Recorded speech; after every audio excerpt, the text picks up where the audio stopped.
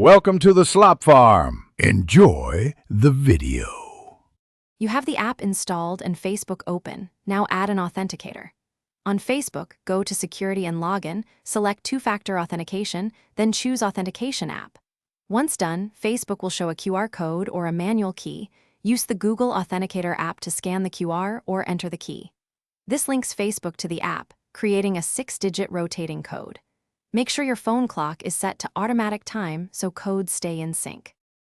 After scanning the QR or entering the key, Google Authenticator immediately generates a 6-digit code that changes every 30 seconds. Type that code into Facebook's verification field to confirm the link.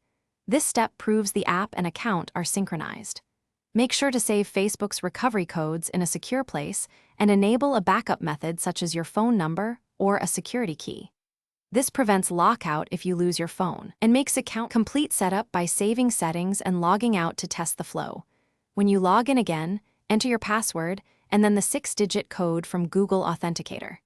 If a code is rejected, first make sure your phone's time is set to automatic network time. Time drift is the most common cause.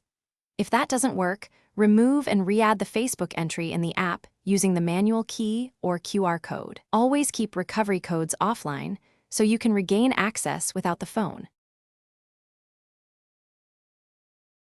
Thanks for watching.